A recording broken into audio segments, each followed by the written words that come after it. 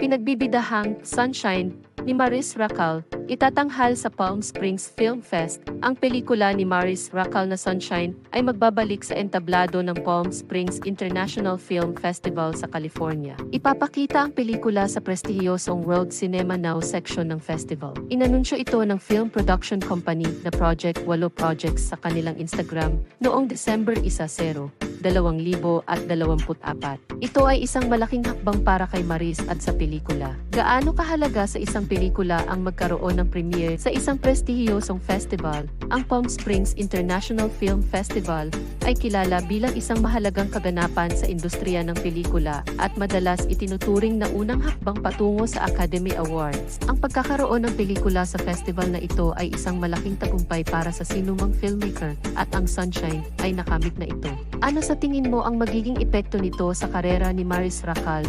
Ibinahagi ng Project 8 Projects ang masayang balita tungkol sa Sunshine na magiging opisyal na US premiere nito sa Palm Springs. Ang anunsyo ay dumating kasunod ng mga kontrobersyang kinasangkutan ni Maris kasama na ang isyu ng pagdaraya kay Anthony Jennings. Sa kabila ng mga isyung personal, patuloy na umaangat ang karera ni Maris sa pelikula. Ano sa tingin mo ang epekto ng tagumpay na ito sa mga kontrobersyang kinakaharap niya? Ang Sunshine ay isang pelikulang puno ng emosyon.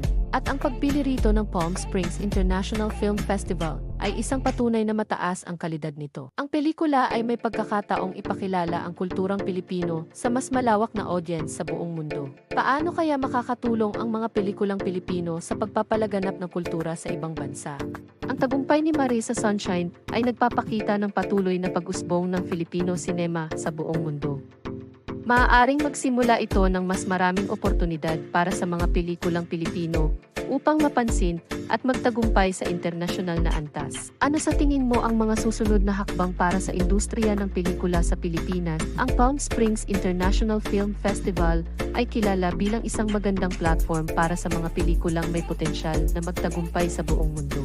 Ang Sunshine ay maaaring magsilbing simula ng mas marami pang oportunidad para kay Maris at sa mga Filipino filmmakers. Ano ang tingin mo sa posibilidad na magtagumpay ang pelikulang ito sa ibang bansa? Bilang isang artista, ang pagkakaroon ng pelikula sa ganitong klase ng festival ay nagsisilbing inspirasyon sa mga Pilipinong aktor at filmmakers. Ang tagumpay na ito ay patunay na ang pagsusumikap at dedikasyon ay nagbubunga ng international recognition. Paano kaya nakakatulong ang ganitong uri ng mga oportunidad sa paglago ng karera ng isang artista? Marami ang umaasa na ang Palm Springs premiere ng Sunshine ay magsisilbing stepping stone para sa mas marami pang mga Filipino films na makapasok sa international scene. Kung magiging matagumpay ang pelikula, ito ay magiging isang halimbawa ng potensyal ng mga pelikulang Pilipino sa mga internasyonal na festival. Ano sa tingin mo ang magiging epekto ng Sunshine sa pandaigdigang pagtingin sa mga pelikulang Pilipino? Ang tagumpay ng pelikula ni Maris ay nagbigay ng pag-asa sa mga taga-suporta ng Filipino cinema na ang mga pelikulang gawa ng mga Pilipino